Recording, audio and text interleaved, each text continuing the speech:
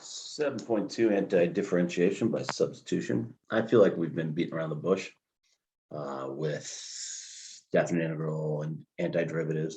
So this is how to take an integral. And we're going to do both indefinite and definite integrals. That means when we have a limits on the integrand. So yeah, that's it around the integral sign, because this is the integral sign. This is the integrand, and I mix that up all the time.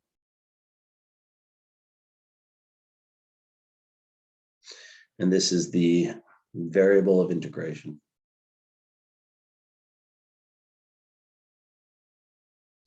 So everything up here we've already done before in some form or another, and now they're just making it official. Hey, let's call it the integral big capital F of X, and then if we took the derivative of that, we got that, and there's always a C if there's no limits on the integral sign. Is this a big deal? Yeah.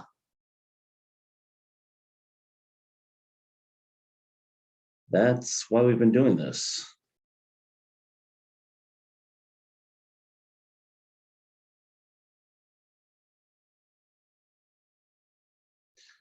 But it took 6 lessons. I mean, there's taking our time, gotten here. So here we go.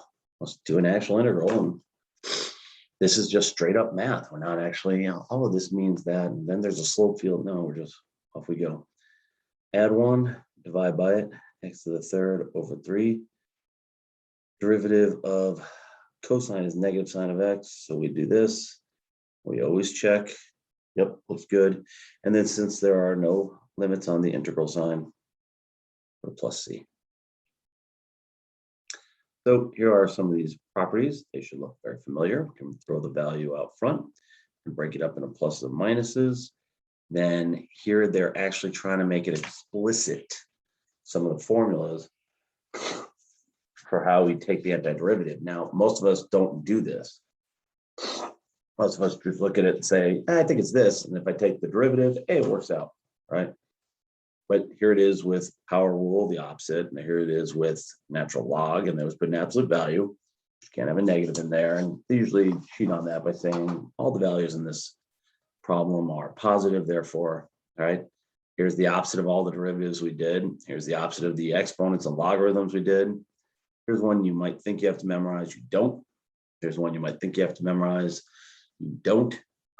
Actually, you just know it's going to be like this.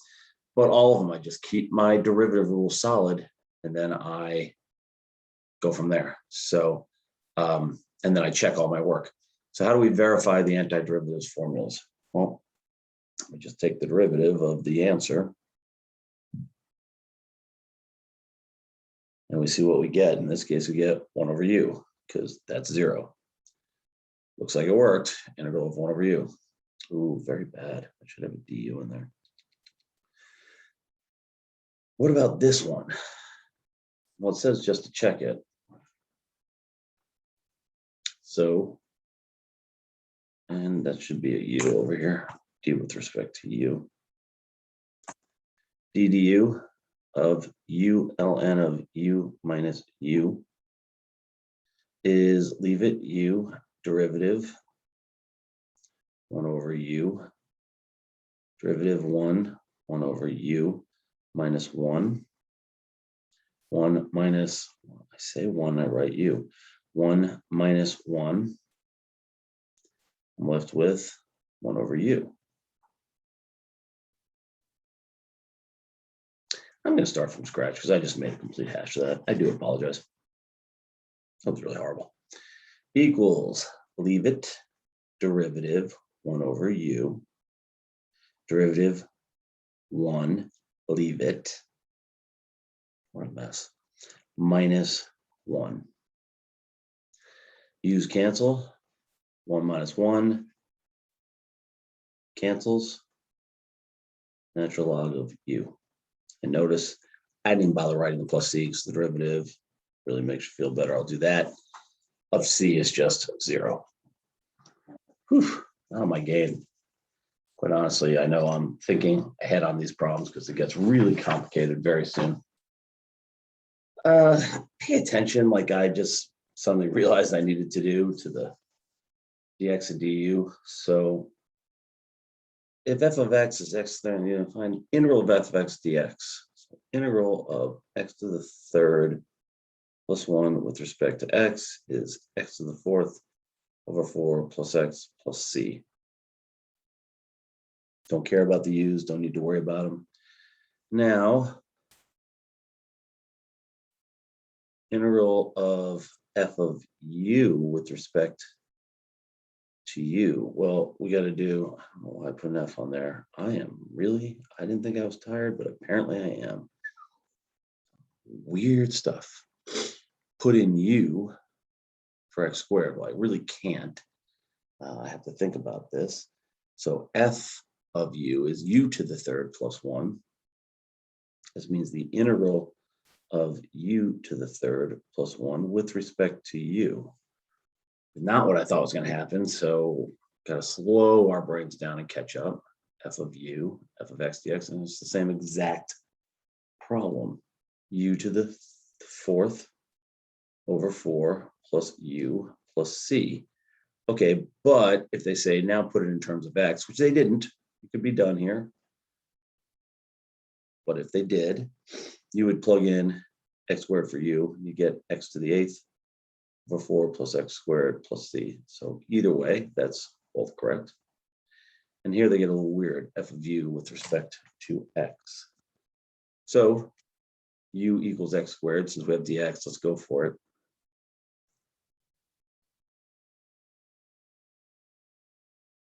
F is this thing, so this is the integral of x to the sixth plus 1 with respect to x to the seventh over 7 plus x plus c. So if I just confuse the heck out of you, don't sweat it. The point really is just pay close attention to the details. The purpose of showing you this is to help you with substitution, but I don't find that helpful. I find that confusing. So here's what substitution's all about. Some people can do it on the fly. Some people go, oh, I know, this is just e to the cosine x plus c. Negative e to the cosine x plus c. Most people can't quite do that. So what you're doing is you're looking for the derivative in the problem. And you're going to say u equals the derivative. Now, you would say, well, sine of x, so u equals sine of x. And then you play with it, it doesn't work. So you got to try something else. Let's assume u equals cosine of x. And you might be asking yourself, well, how the heck am I supposed to know? And the answer is you don't. You're going to have to practice a lot. This is why when I'm doing derivatives and I get a lot of whining, I'm like, you ain't seen nothing yet. This is problem solving. This is higher level math. This is challenging. All right. We're going to sub in for dx. We're going to sub in for this. And when we do it right, everything will vanish. We'll just be left with u's. E to the u, something u, whatever. Here we keep going. Now we sub in.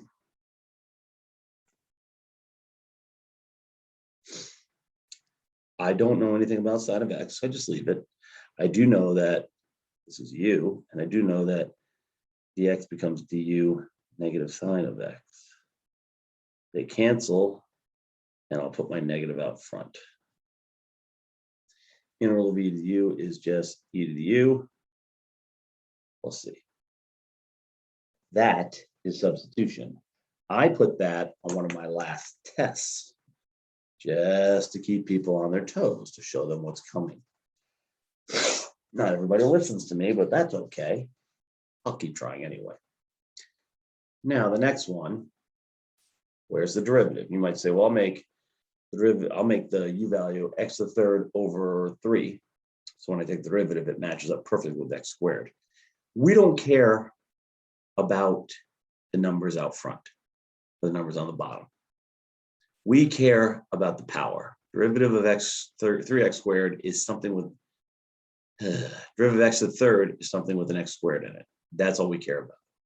And this is just pure practice. I cannot overstate this. If you look at it and goes, well, how did you do that? Then it's just, yeah, you have to see a lot of these problems. I happen to know we want to get rid of everything inside the radical. Du equals 6x squared dx. Dx equals du over 6x squared. Integral, I didn't touch the x squared, but I did change this, I think I'll go with 1/2, to u. And I do want to change this to du over 6x squared. So get rid of that, and I like to move this out front. What's the integral of u to the 1/2? That I can do, equals, I just realized I didn't finish the problem above. I'll come back to that in a minute. Equals 1/6, add 1 to 3/2, divide by 3/2, also known as multiplying by 2/3. This becomes 3, this becomes 1, plus c. We get u to the 3/2 over 9 plus c. Now I just realized we have to sub this back in. So it's 5 plus 2x to the 3rd to the 3/2 plus c over 9. All right, didn't finish this one, equals negative e to the cosine of x plus c. Apologies for that one. Let's do it again. And there's a lot of what I call tricks. Oh, I've seen this before. I haven't seen this before. Oh, I'm not sure what I'm doing. A lot of tricks. Right? If you're totally befuddled, like, how did you know to do that? It's called practice. Cosine of 7x over sine of 7x. And here's where the real experience kicks in. I'm going to say u equals sine of 7x, because that's going to make this 1 over u if things cancel properly. And that's a natural log problem.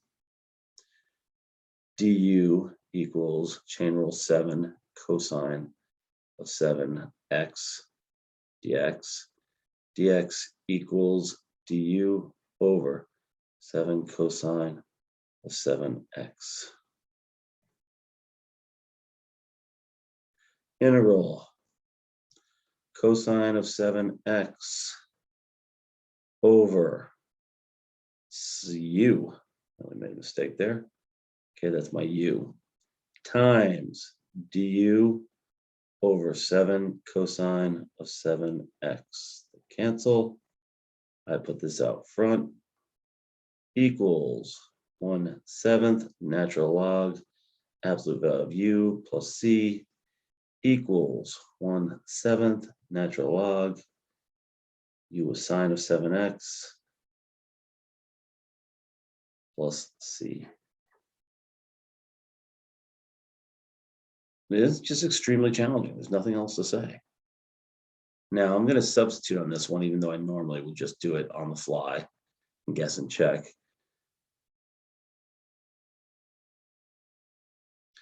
Secant squared 2x dx. And the reason I'm substituting is you can see how it works, even in a very simple situation.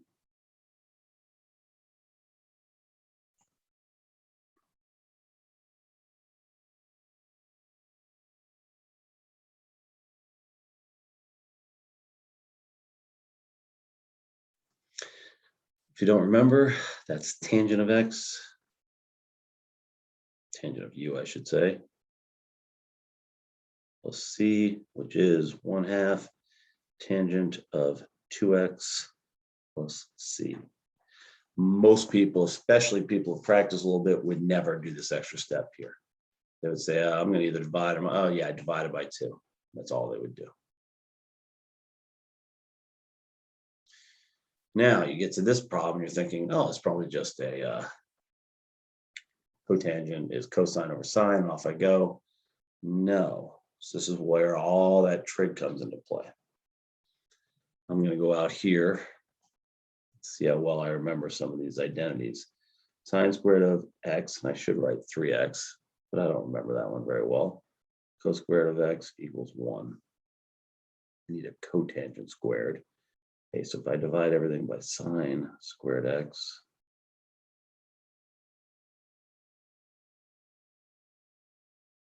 I get 1 plus cotangent squared x equals cosecant squared x. If I subtract 1 from both sides, I get cotangent squared x equals cosecant squared x minus 1. Let's try that. Again, it's not x, it's 3x, but cosecant squared 3x minus 1 dx. Now I can do u equals 3x. I'm going to throw it out. I'm not going to do it because I think we can just guess and check on the fly. I know the integral of secant squared is tangent, so the integral of this is cotangent, and since it's a c, there's a negative involved, equals negative cotangent, and I was going to put squared, but it's not, 3x, and I believe chain rule will mean I'll have to divide by 3. Derivative of this is negative negative cancels, cosecant squared 3x times 3's cancel, that works, minus x plus c. Always check when you're done. There's no, oh, well, I just tied it up in a nice, neat little package and it's all set. No, it's very challenging. Integral cosine squared x times cosine of x dx sine squared x plus cosine squared x equals 1. Cosine squared x equals 1 minus sine squared x equals 1 minus sine squared x times cosine of x dx. Why would I do that? I don't know. Let's see if I get lucky. I'm gonna do my u substitution over here instead of over here. No, I'm not. I'm gonna do it right here. U equals sine squared x. No, u equals sine of x. Du equals cosine of x dx. Dx equals du over cosine of x. I probably should have started this problem telling you you'll never have to do one quite this difficult. 1 minus u is sine of x, u squared times cosine of x du over cosine of x.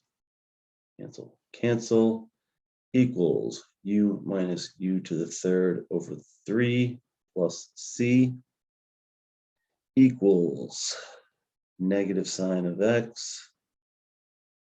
Why would I say negative? Sine of x minus sine to the third x over 3 plus c.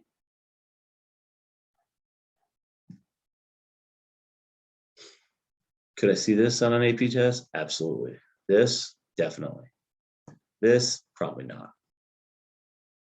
This, no way.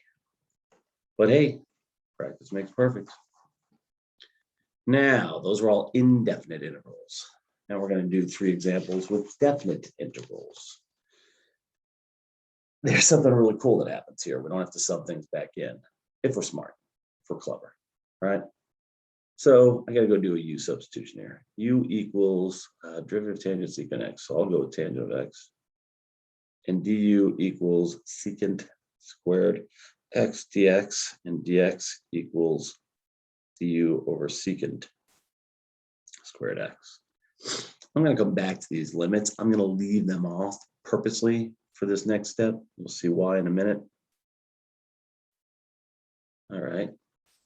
Integral of u secant squared x du over secant squared x. See ya, life is good. Equals u squared over 2. I'm not writing plus c, it's not an indefinite integral. So here's what's going on. You also have to do this extra step. U equals tangent of x. U of 0 equals tangent of 0, which is 0. So we will keep this as 0. u of pi over 3 equals tangent of pi over 3 equals, I don't know. Sine over cosine, sine is root 3 over 2 over 1/2. So it's root 3, unless I'm very mistaken. Root 3. So now I don't have to sub back in. I can just run with this. Equals root 3 squared over 2 minus 0 equals 3/2. That's really cool math. I would pause the recording and check that one out right now.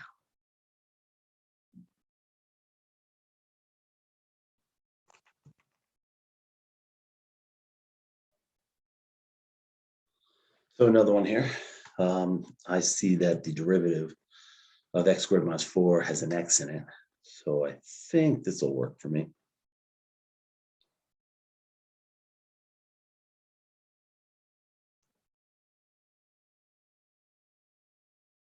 Now, since I know that I'm gonna do u substitution, I think I'll just jump here before. U of 0 equals 0 squared minus 4. U of 1 equals 1 minus 4, negative 3. So off we go. Integral from 0 was negative 4. 1 became negative 3. That works. They're in numerical order. I wasn't sure if they were, in which case I'd flip it and slap a negative on there. X over u du over 2x. Cancel the x. Put the 2 out front. Equals 1/2 natural log u negative 4 to negative 3. Wow, finally that whole absolute value thing is coming into play. Equals 1/2 natural log of 3 minus natural log of 4. You can stop there and call it, can't help myself being the geek that I am, 1/2 natural log of 3 over 4. It's a rule of logarithms. You could even do this kind of insanity, equals natural log of 3 over 4 to the 1/2, which is natural log of root 3 over 2. These are all correct. Which one's the best? Well, if it's a multiple choice answer, go looking for it. If it's a multiple choice, it's going to be this one right here, just based on my experience. By the way, you're lucky because once upon a time, we just kind of had a guess and hope that we did these right. So go here. Let's see what happens when I do the integral. You're lucky because you have this alpha x over x squared minus 4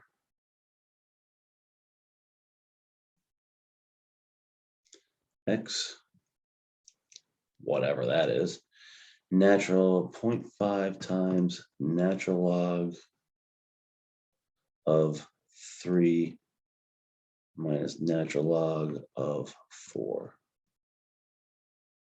Or how about 0.5 times natural log of 3 divided by 4? Or how about natural log of 3 divided by 4? I don't know if I'm doing this right, to the 0.5 to the 1/2. Yeah, that's what I thought. Go to. Let's clear that. I'm going to keep all this up here.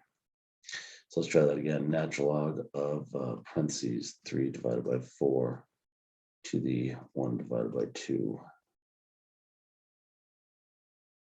Yeah. Or natural log of square root of 3 divided by 2. Crazy, huh? Just crazy. Or look at the one up above it. Mode. Actually, my calculator does have this. Isn't that nice? Radian. Wasn't sure about that.